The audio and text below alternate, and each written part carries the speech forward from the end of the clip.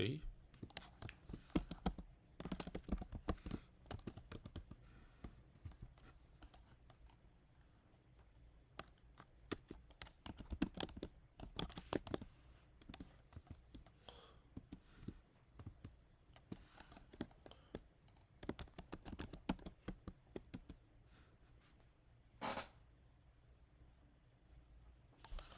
I want to select all those fields. So as you can see, it is trying to predict what I want to write. So let's say I accept that, but I don't want these stuff. In this case, it's a customer table. And I want, in addition to these, I want phone, address 1, city, state, zip, and country. Okay.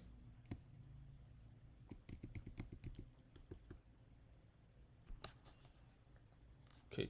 So it will try to execute, predict the next things, which is to execute this query.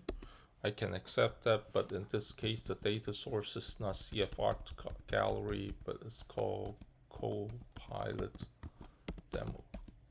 Okay.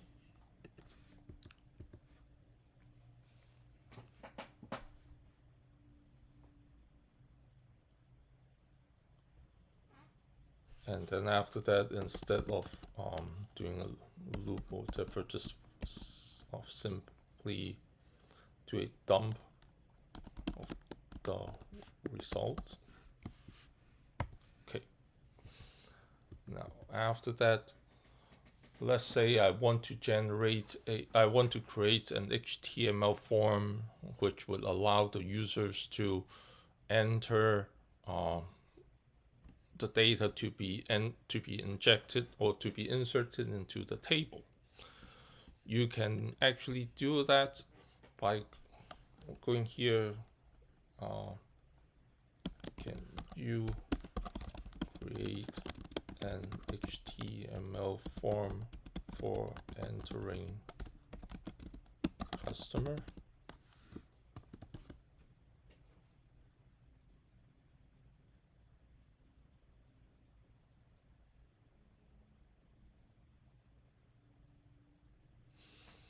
Okay, this is ColdFusion obviously, and somehow it is thinking about PHP, but that is fine.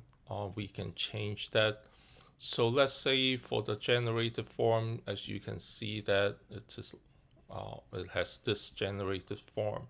So if you like what you see here, you have different options. You can either copy that and then paste that somewhere, or you have this icon, which is inserted cursor. So in this here, my cursor is here. So if I were to click that, and voila, all the codes get copied over to this here. And then I would change this from PHP to CFM. And in this case, just to make sure that I have first name, last name, email, phone, address, city, state, zip, and country. And please notice that these are all the same field that I enter here to be coming from this table. So when GitHub Copilot generates the code, it, like I said, it knows the context in which you're writing. So instead of just randomly coming up with any fields at all, it actually generates the exact same field that you're looking for. Okay, so let's say I save this and I go here to run this.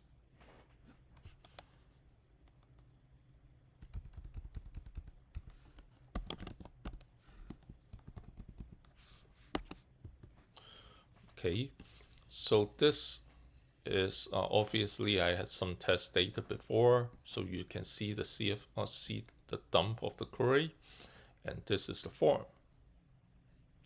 So now let's write the part that has to do with inserting the data. So now let's go back here, and I will create a file called submit customer.cfm.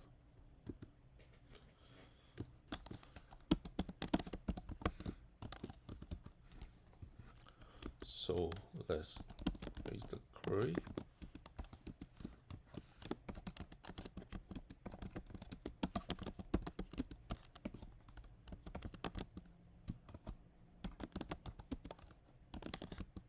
Actually okay, so there you go. So since it kind of knows that it's customer, so GitHub Copilot would suggest a whole bunch of things that would be relating to a customer. So first name, last name, email, phone, blah, blah, blah, blah, blah. And obviously I don't have all these fields here. So let's just remove the ones that I don't need.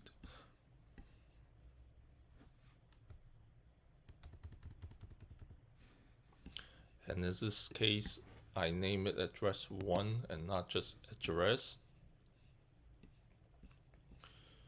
And in this case, though, we don't want to do it like that. Let's do the query param type of way. So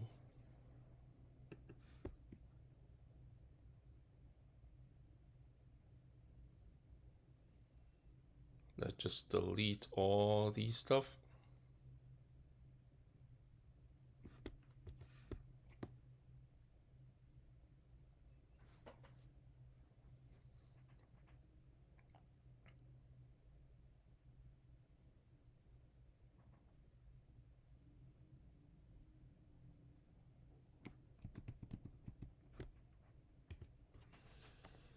And do it like that. And so notice that previously it was just using text, but now once I start entering the colon, now GitHub Copilot knows that, oh, you know what? This guy actually does not want to write all the text like that. It wants the parameters. So then it would change the suggested text to the colon, blah, blah, blah, blah, blah, blah. And because it also knows that these fields, because in the original suggested code, it had a much longer list, and it knows that I had actually changed the list to be this list instead of the original one. And so when it generates the suggested text, it would generate the parameters that match what you actually want. Again, let's do results. Oh, no, actually, hang on a second, not results, params dot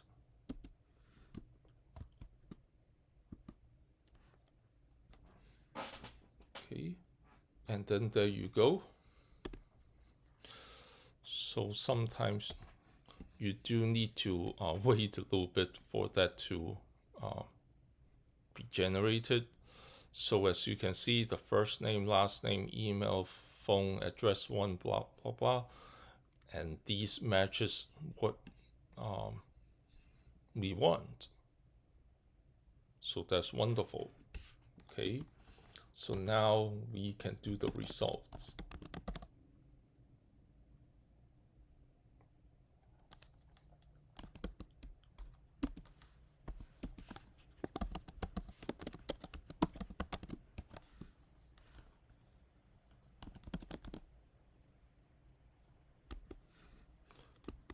Again, it is not that, it's Copilot demo.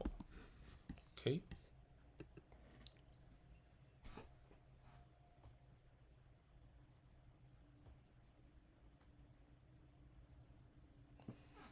And then, so let's say after that, I want to redirect back to my form.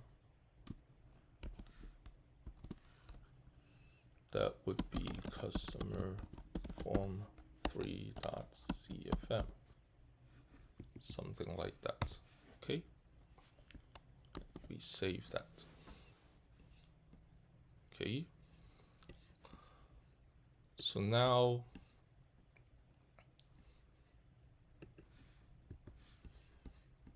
let's enter something. And for simplicity's sake, I actually did not put in any form validation. This is just for example. Obviously, these are some all bogus entries. Oh, obviously, I guess in the generated code, it checks for some kind of validity. Okay, so there you go. And so this got entered into the table.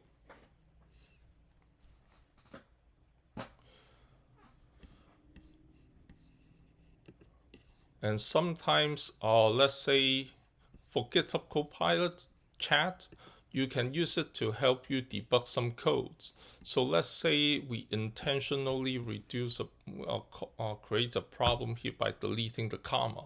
So if you were to run this code, it would fail because the comma is missing, and so the parameters won't match, and you will get an error. So now you can highlight the code that you want to debug. Let's say sometimes you may have you may come across some codes you keep on debugging and you just don't know where the problem is. You can ask GitHub Copilot to help you. So here you can within the IDE you can do Command I on a Mac or Control I on a Windows. So you can say please you don't have to say please, I guess it's just me suggest some ways to fix these lines of codes.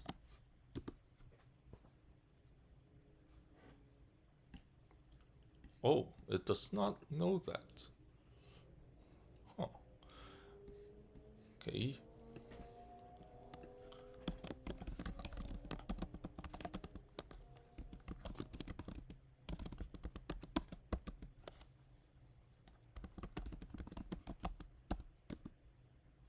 Okay, well, up until recently it was still working, but so you can discard that. But there's actually another way that you can try to fix this problem. There's another product called GitHub Copilot Labs. In GitHub Copilot Labs also has that features. So let's try and see if that works. So you can again come here, highlight the line of code, and there's a fixed bug in this code. And then, okay, so voila, it put in the comma. So for the fix bugs feature, it can actually fix some basic bugs that you, some simple bugs that you want to fix. It will actually know that. And so as you could see, by clicking the fix bugs, it actually put the comma back in there to make this work.